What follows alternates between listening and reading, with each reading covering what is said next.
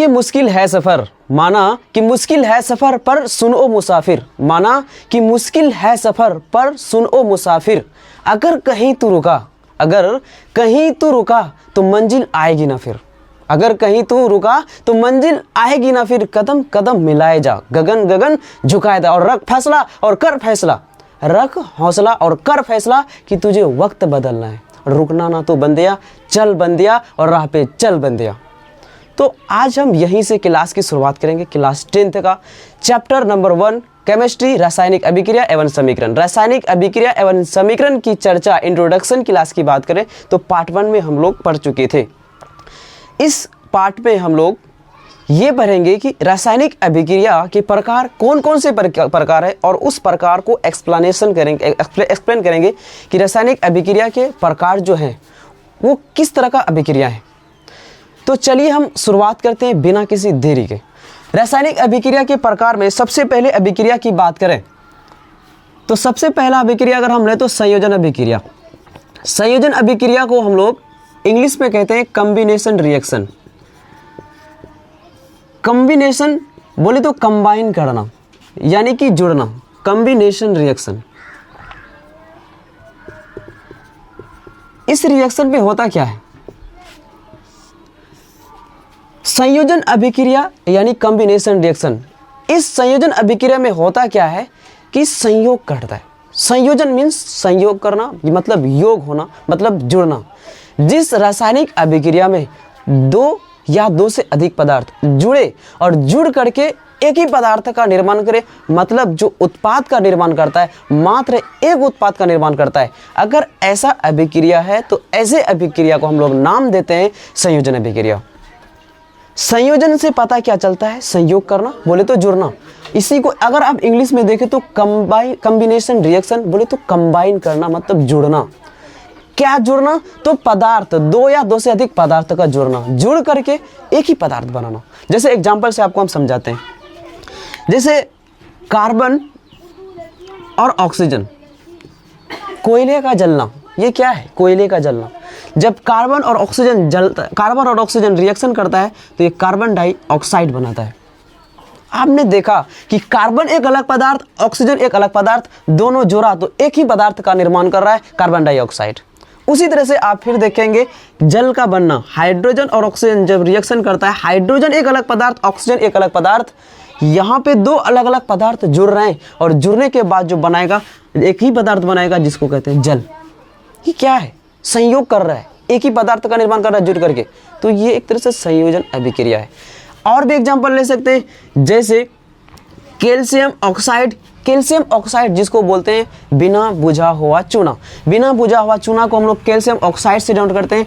अब इसी के साथ कैल्शियम ऑक्साइड के साथ अगर हम जल को मिला दें, एक अलग पदार्थ जल को मिला दें, ये एक अलग पदार्थ, ये एक अलग पदार्थ, कैल्शियम ऑक्साइड के साथ अब जल को मिला दें तो यहाँ पे ये जो बनाएगा, ये बनाएगा CaCO3।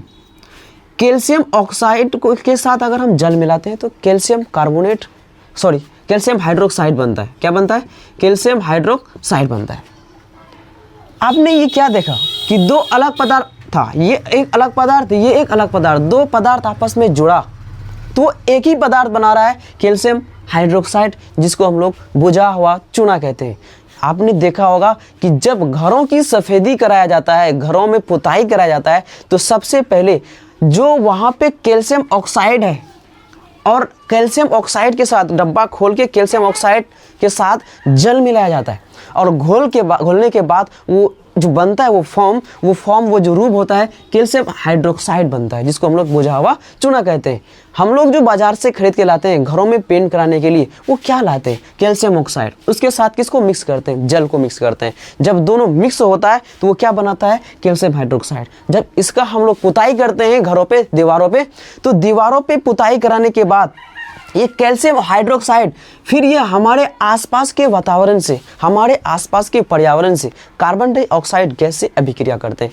जब ये कार्बन डाइऑक्साइड से अभिक्रिया करते हैं तब जाकर के ये बनाते हैं कैल्शियम कार्बोनेट CuCO3। 2 से 3 दिन के बाद ये अपना रंग दिखाने लगता है कैल्शियम कार्बोनेट का, एक अलग चमक, जो कि जब आप जिस समय पोताई कर रहे होंगे तो उस समय आपको चमक नहीं दिखाई दिया होगा। क्यों? क्योंकि उस समय कैल्शियम हाइड्रोक्साइड है। जब आप उसके 2-3 दिन के बाद देखेंगे तो वहाँ पे जो परत जमा रहता है वो कैल्शियम कार्बोनेट का परत जमा रहता है, जिसके कारण एक अलग अभिक्रिया हुआ। ये एक अलग अभिक्रिया है। कैल्शियम कार्बोनेट के साथ साथ ये जल भी बनाता है, तो ये एक अलग अभिक्रिया, यहाँ पे अलग अभिक्रिया है। जिस हम अभिक्रिया की बात करें तो हम अभिक्रिया का बात करें संयोजन अभिक्रिया, लेकिन बात है यहाँ पे इस अभिक्रिया में देख रहे हैं क्या कि कैल्शियम ऑक्साइड, यहाँ पे जल जब अभिक्रिया करता है कैल्शियम हाइड्रोक्साइड बनाता है, जो किसका काम आता है? ये पेंट कराने के काम आता है। और जब इसी को हम पेंट करा देते हैं तो ये फिर कार्बन डाइऑक्साइड से रिएक्शन करके एक अलग पदार्थ बनाता है जिसको हम लोग कैल्शियम कार्बोनेट, और एक अलग से एक और पदार्थ बनता है जो जल, जो वाष्प के रूप में बाहर निकल जाता है। तो ऐसे अभिक्रिया को हम लोग क्या कह रहे हैं? संयोजन अभिक्रिया, रासायनिक अभिक्रिया। रासायनिक अभिक्रिया में प्रकार में से संयोजन अभिक्रिया। संयोजन मीन्स जुड़ना। क्या जुड़ना? पदार्थ का जुड़ना। 2 हो सकता है, 3 हो सकता है, लेकिन जुड़ करके वो एक ही पदार्थ का अगर निर्माण करता है, ऐसे अभिक्रिया को हम लोग क्या कहते हैं? संयोजन अभिक्रिया कहते हैं। अगर आप इसी को अगर डिफाइन करने की कोशिश करें, परिभाषित करना है, तो आप कह सकते हैं एक ऐसे रासायनिक अभिक्रिया जिसमें 2 या 2 से अधिक अभिकारक या पदार्थ जुड़ करके कोई एक ही उत्पाद का निर्माण करता है, ऐसे अभिक्रिया को हम लोग क्या कहते हैं? संयोजन अभिक्रिया कहते हैं। अगर आप लिखना चाहें तो लिख सकते हैं ऐसे कि ऐसे रासायनिक अभिक्रिया, ऐसे रासायनिक अभिक्रिया जिसमें 2 या 2 से अधिक, आप अभिकारक भी बोल सकते हैं या पदार्थ भी, क्योंकि जो अभिक्रिया में भाग लेता है, जैसे आपने देखा कार्बन और ऑक्सीजन जुड़ करके कार्बन डाइऑक्साइड बना रहा है। यहाँ पे आप जो देख रहे हैं कार्बन और ऑक्सीजन, ये रिएक्शन में भाग ले रहा है, तो इसको हम लोग अभिकारक कहते हैं। तो इसलिए आप यहाँ पे 2 या 2 से अधिक अभिकारक भी बोल सकते हैं या 2 या 2 से अधिक पदार्थ भी बोल सकते हैं, क्योंकि ये जो है ये एक पदार्थ ही है। क्योंकि इस पृथ्वी पे हमको जो नजर आ रहा है वो एक तरह से सब पदार्थ ही है। तो इस तरह से यहाँ पे आप पदार्थ भी बोल सकते हैं या अभिकारक भी बोल सकते हैं, मन अपना। अगर आपको सही से आपको समझ आता है तो आप अपने मर्जी से डिफाइन कर सकते हैं, परिभाषित कर सकते हैं, बता सकते हैं उसके बारे में। तो यहाँ पे ऐसे लिख सकते हैं, ऐसे रासायनिक अभिक्रिया जिसमें 2 या 2 से अधिक अभिकारक या पदार्थ बोल सकते हैं, अभिकारक मिल करके कोई एक ही उत्पाद का निर्माण करता है। कोई एक ही या एकल उत्पाद बोल सकते हैं, कोई एक ही उत्पाद का निर्माण करता है,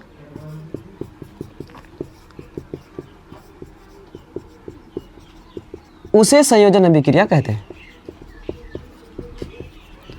तो यहां पे आप देखें, संयोजन अभिक्रिया को सबसे पहले हम लोग देखने के बाद और उसी को भाषा पे उतार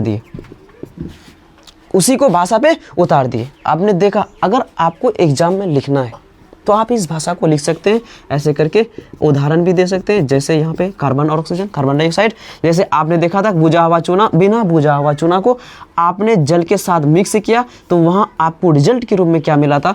यहाँ पे आपको रिजल्ट के रूप में मिला था कैल्शियम हाइड्रोक्साइड, जिसको हम लोग बुझा हुआ चूना कहते हैं, जिसका उपयोग सफेदी कराने में के उपयोग में होता है। कार्बन का जलना, जब कार्बन जलता है तो ये फॉर्म आता है, कार्बन डाइऑक्साइड का बनता है। आपने किसी चीज़ को जला के देखा होगा, कार्बन डाइऑक्साइड का फॉर्म बनता है। तो यहाँ पे ये था संयोजन अभिक्रिया। संयोजन अभिक्रिया में क्या देखा आपने?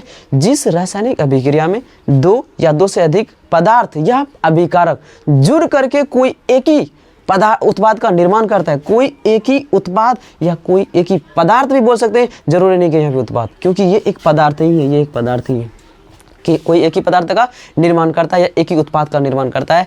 ऐसे अभिक्रिया को हम लोग क्या कहते हैं? संयोजन अभिक्रिया कहते हैं। ये रासायनिक अभिक्रिया के एक सबसे पहला प्रकार का हम जिक्र किए। हम बात करते हैं इसी का जस्ट अपोजिट, इसी का जस्ट उल्टा दूसरे अभिक्रिया का, जिसका नाम है वियोजन अभिक्रिया। आपने नाम सुना होगा वियोजन अभिक्रिया। वियोजन अभिक्रिया बोले तो कैसा अभिक्रिया? वियोजन अभिक्रिया बोले तो कैसा अभिक्रिया? वियोग। नाम से सबसे पहले पता करना है कि उसका काम क्या होगा। वियोजन अभिक्रिया, वियोजन में, वियोजन जो वर्ड बना है, वियोजन वर्ड वियोग से बना है और वियोग का मतलब होता है टूटना।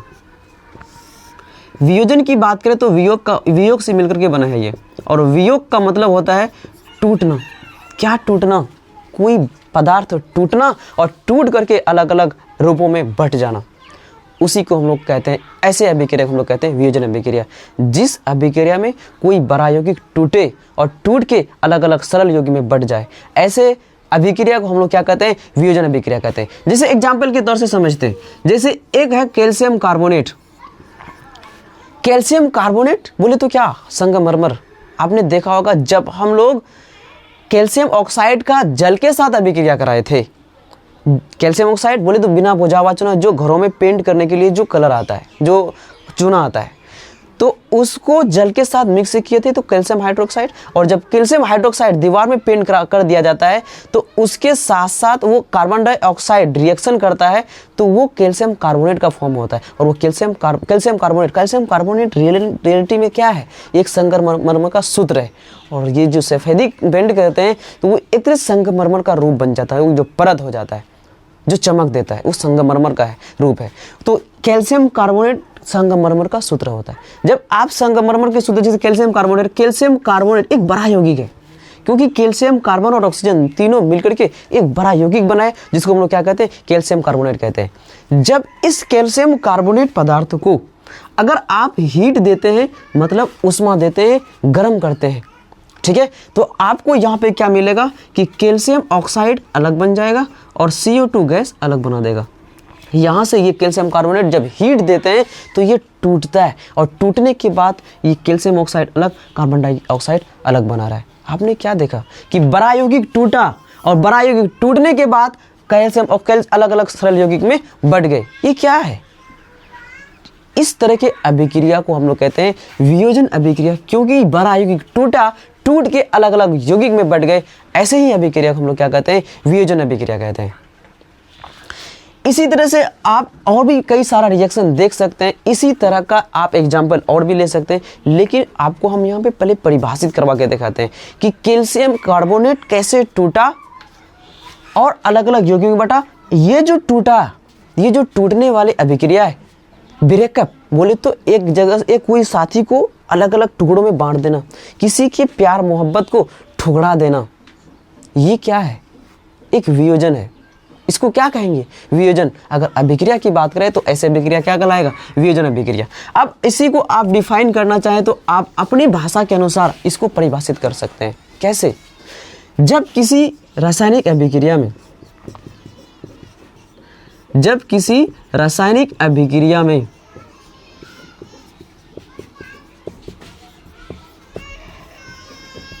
कोई बड़ा यौगिक, आपने देखा कैल्शियम कार्बोनेट कोई बड़ा यौगिक था अभिक्रिया में।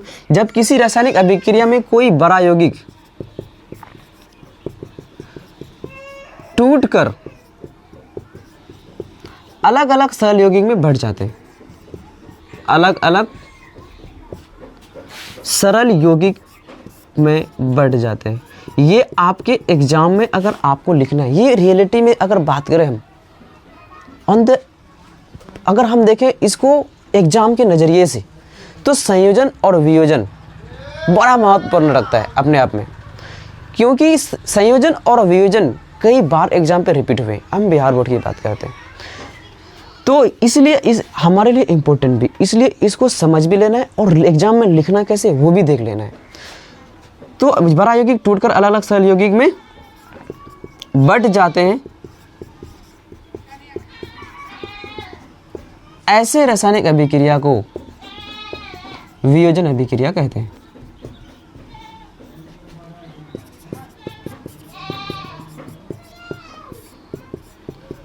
को वियोजन अभिक्रिया कहते हैं। आप इसी का एग्जाम्पल भी दे सकते हैं। कई सारा एग्जाम्पल है जो मुझे जो बेस्ट लगा। कैल्शियम कार्बोनेट वो मैंने दे दिया, आप कई सारा दे सकते हैं। कैल्शियम कार्बोनेट को जब हीट देते हैं तो ये बन जाता है कैल्शियम ऑक्साइड, उसके बाद CO2। तो ये जो है, ये जो टूटा, इसी को क्या कहते हैं? वियोजन अभिक्रिया। लेकिन बात यहाँ पे फिर ये आता है कि सर क्या किसी बड़ा यौगिक को तोड़ने के लिए सिर्फ हीट चाहिए? नहीं, ब्रेकअप के रास्ते कई होते हैं।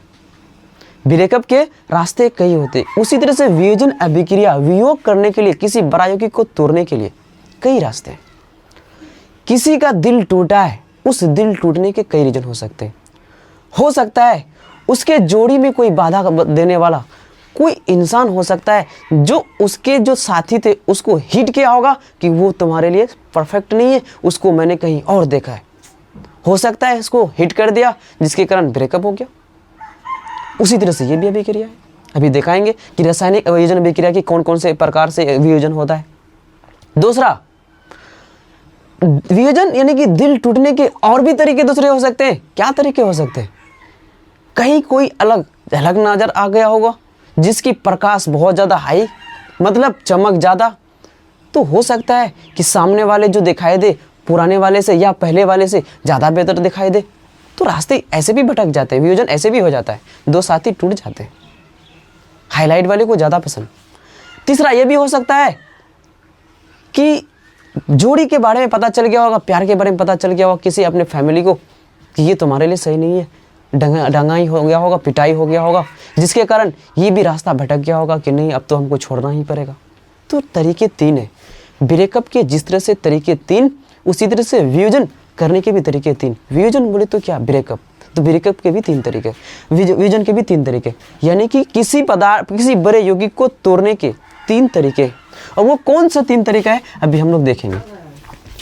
तो वियोजन अभिक्रिया की प्रकार की बात करें तो वियोजन यानी कि वियोजन यानी कि अभिक्रिया को तोड़ने का, यानी वियोजन अभिक्रिया में कोई बड़ा यौगिक को तोड़ने के तीन माध्यम हो सकते हैं। सबसे पहले माध्यम की हम बात करते हैं तो नंबर ए, या एक भी ले सकते थे, वियोजन अभिक्रिया के प्रकार। वियोजन अभिक्रिया के प्रकार, अब प्रकार देख रहे हैं कैसे वियोजन अभिक्रिया में बड़ा यौगिक टूटता है। तो सबसे पहला हम ले लेते हैं उष्मी वियोजन।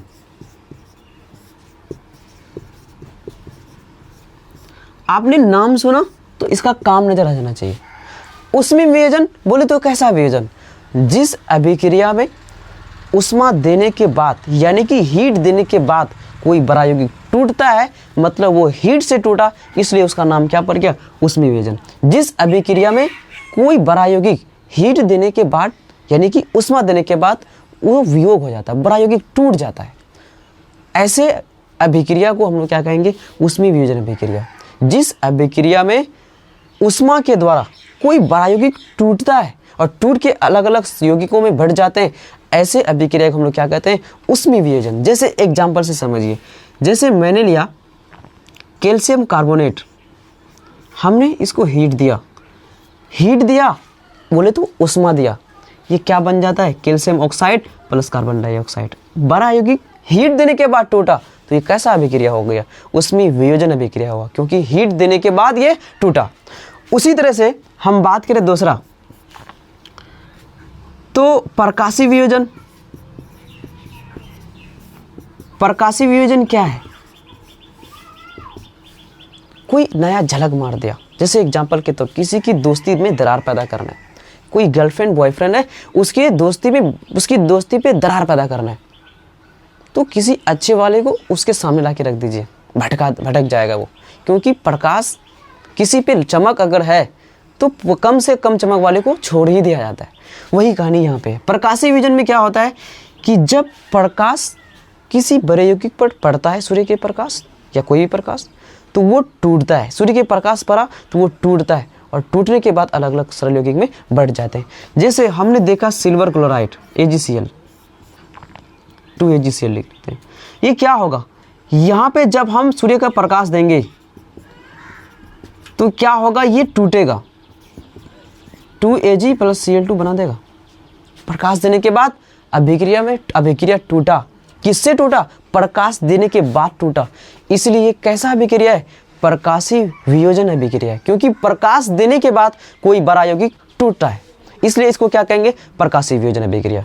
डिफाइन, परिभाषित करने का मन अपनाओ। आप बोल सकते हैं कि जिस रासायनिक अभिक्रिया में कोई बड़ा यौगिक प्रकाश के पड़ने के बाद टूटता है, ऐसे अभिक्रिया को हम लोग प्रकाशी वियोजन अभिक्रिया कहते हैं। या ऐसे बोल सकते हैं कि ये क्या है? वियोजन अभिक्रिया एक प्रकार होता है। ऐसे बोल सकते हैं कि जिस वियोजन अभिक्रिया में प्रकाश के माध्यम से कोई बड़ा यौगिक या प्रकाश के द्वारा कोई बड़ा यौगिक टूटता है और वो सरल यौगिक में बैठ जाते हैं, तो ऐसे अभिक्रिया को हम लोग प्रकाशीय वियोजन अभिक्रिया कहते हैं। और आसानी के साथ डिफाइन कर सकते हैं। मन अगर समझ में आता है तो आप अपने अनुसार भाषा को बदल सकते हैं, बना सकते हैं, क्योंकि एग्जाम में आता है परीक्षार्थी यथासंभव अपने ही शब्दों में उत्तर दे। जब हमको अपने ही शब्दों में उत्तर देना है तो हमको सबसे पहले अपने भाषा में समझ भी तो आना चाहिए, अपने शब्दों में उसको बना पाए पहले, तब बनेगा जब आपको समझ में आता है।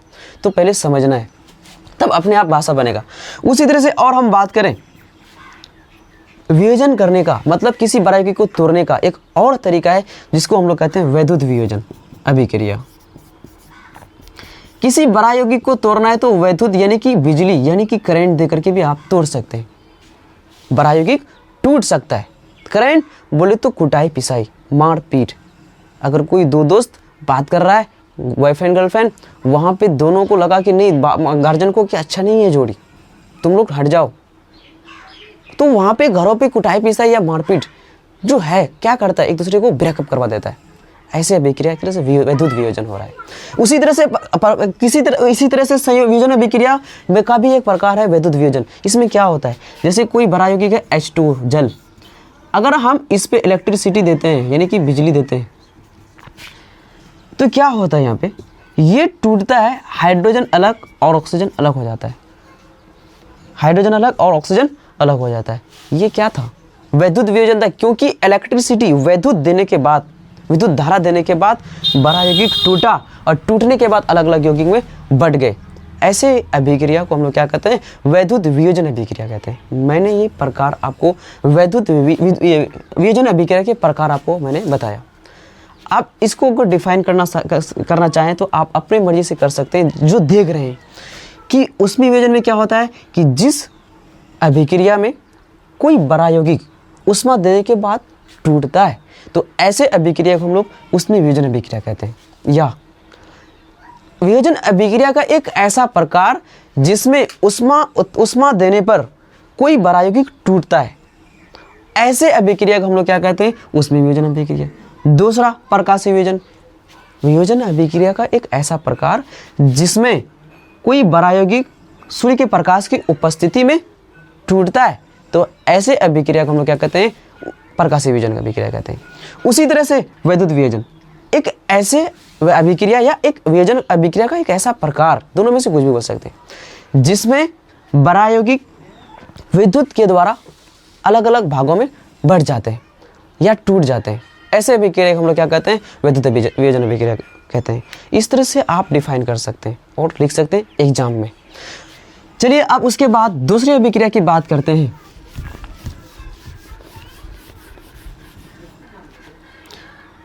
अब दूसरा अभिक्रिया की बात करें तो विस्थापन अभिक्रिया, आपने नाम सुना होगा विस्थापन अभिक्रिया, जिसको हम लोग इंग्लिश में कहते हैं डिस्प्लेसमेंट रिएक्शन।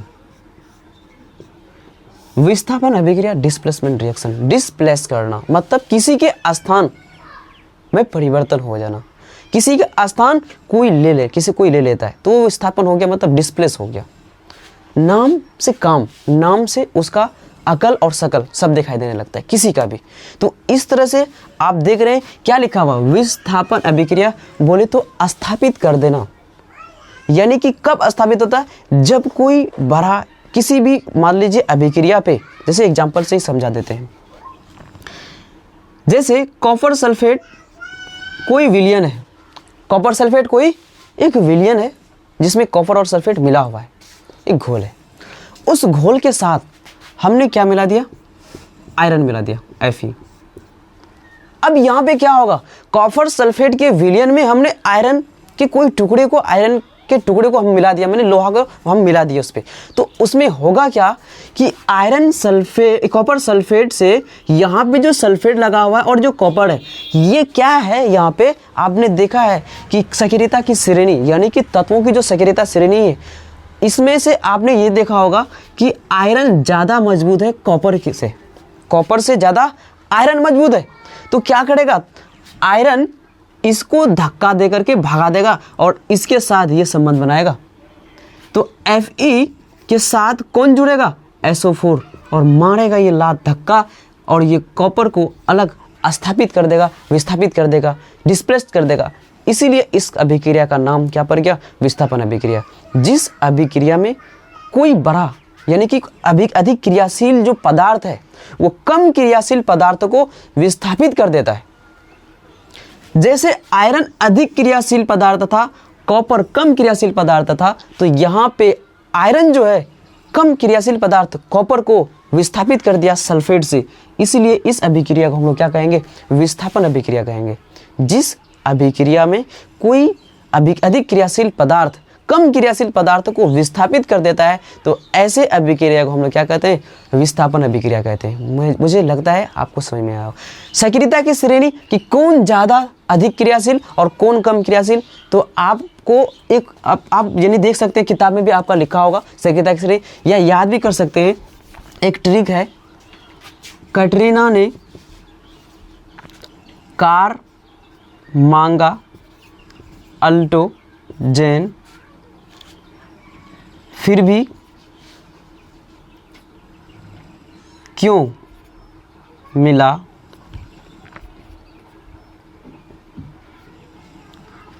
फिर भी क्यों हाय मिला। ठीक है, इस तरह से आप याद कर सकते हैं।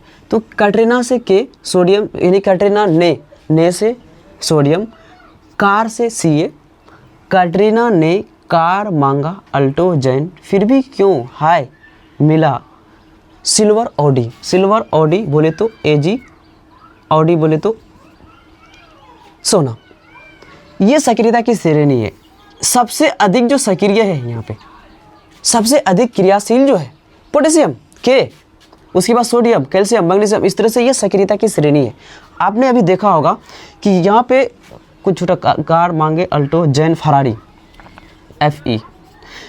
उसके बाद और तो यहाँ पे देखिए कि आयरन का स्थान कॉपर से ऊपर, जैसे भी अभिक्रिया लेते CuSO4 आयरन को मिलाए थे तो क्या हुआ था? FeSO4 बना था और कॉपर को विस्थापित कर दिया था। क्योंकि यहाँ देख रहे हैं कि आयरन का स्थान यहाँ पे जो है वो ऊपर है, आयरन का स्थान कॉपर से ऊपर है, तो इसीलिए यहाँ पे कॉपर को विस्थापित कर दिया आयरन ने। आप इसको ट्रिक से भी याद कर सकते हैं। कैटरीना ने कार मांगा अल्टो जैन फरारी फिर भी क्यों हाय मिला उसको सिल्वर ऑडी।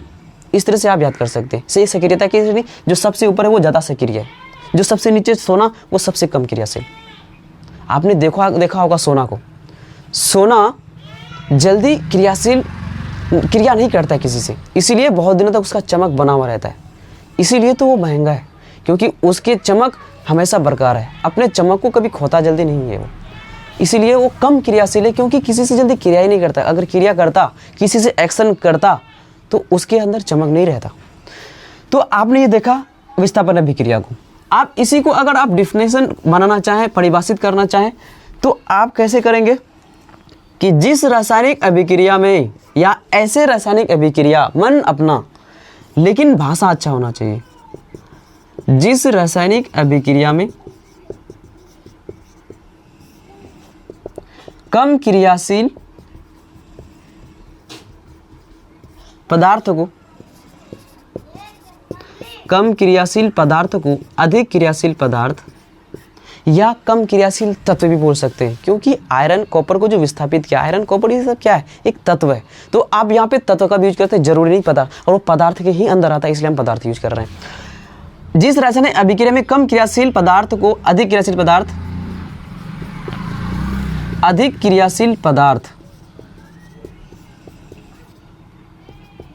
विस्थापित कर देता है, या आप पहले ये भी लिख सकते थे, जिस रासायनिक अभिक्रिया में अधिक क्रियाशील पदार्थ कम क्रियाशील पदार्थ को विस्थापित कर देता है। हमने उल्टा लिख दिया कि जिस रासायनिक अभिक्रिया में कम क्रियाशील पदार्थ को अधिक क्रियाशील पदार्थ विस्थापित कर देता है,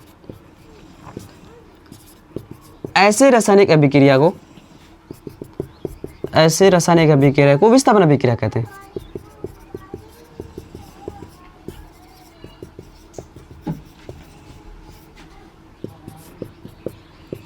विस्थापन अभिक्रिया कहते हैं।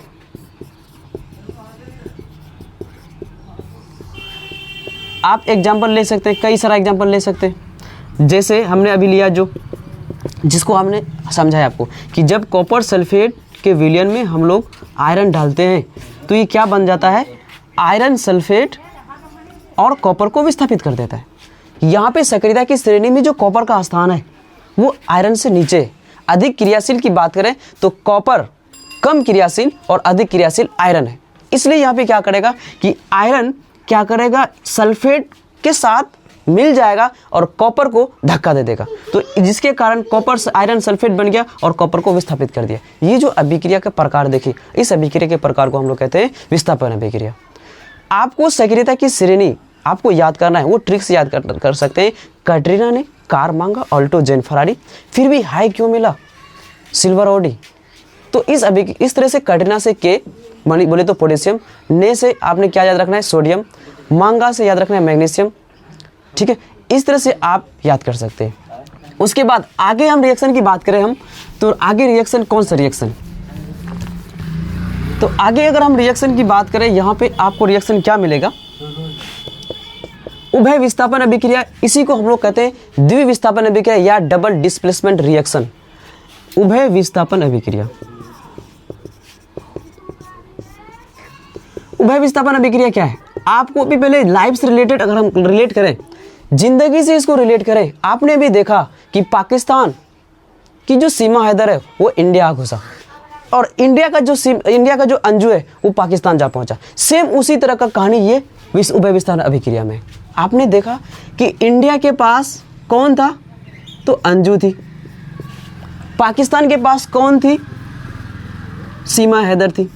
इंडिया के पास अंजू, पाकिस्तान के पास सीमा हैदर।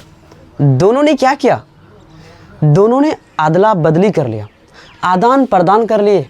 कैसे कि जो इंडिया के साथ अंजू थी वो चलेगी पाकिस्तान के पास और सीमा हैदर जो थी पाकिस्तान के पास वो आ गई इंडिया के पास। इस पे इंडिया के साथ कौन आ गया, सीमा आ गई, और पाकिस्तान के पास कौन चली गई, अंजू चली गई। यहाँ पे क्या हो रहा है, अदला बदली हो रहा है। किसका अदला बदली, यहाँ पे लोगों का हो रहा है, लेकिन अभिक्रिया में आयनों का आदान प्रदान होता है। तो ऐसे अभिक्रिया को हम क्या कहते हैं, ऐसे अभिक्रिया को उभय विस्थापन अभिक्रिया कहते हैं, डबल डिस्प्लेसमेंट रिएक्शन कहते हैं। ऐसी तरह से आप रेट कर सकते हैं, जैसे एक कोई पदार्थ है AX, एक कोई पदार्थ है BY, यहाँ पे A के साथ कौन लग जाएगा, आ जाएगा Y, और B किसको ले लेगा, X को। ये अदला बदली वाला जो अभिक्रिया है जिसको हम लोग कहते हैं उभय विस्थापन अभिक्रिया। जैसे मान लीजिए कई सारा ऐसे अभी आज के ज़माने में होता है, उसका कोई एक आदमी किसी के बहन से शादी करता है, उसका बहन से वही कोई और कर लेता है, कोई वही कर लेता है, यानी अदला बदली कर लेता है, उसके बहन से वो, उसके बहन से वो। इस तरह का बहुतों मैंने देखा है, इसलिए मैंने एग्जाम्पल लिया।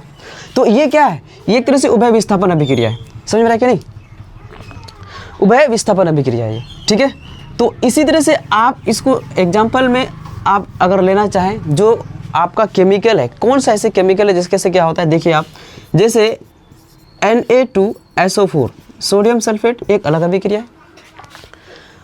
एक अलग अभिक्रिया आप यहाँ पे ले सकते हैं BaCl2, ये एक अलग पदार्थ है, ये एक अलग पदार्थ, ये एक अलग पदार्थ। यहाँ पे क्या होगा, आयनों का आदान प्रदान होगा। कैसे, यहाँ पे जो बेरियम ये देख रहे हैं, ये इसके साथ अपना संबंध बनाएगा BaSO4, और यहाँ पे जो ये इसके साथ लगा हुआ है, ये इसके साथ आ जाएगा, संबंध बनाएगा Na2Cl2।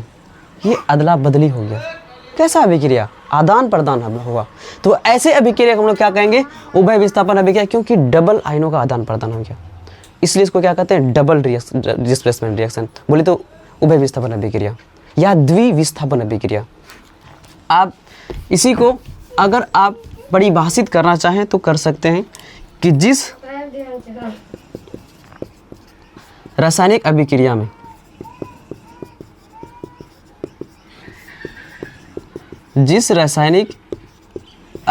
में दो आयनों का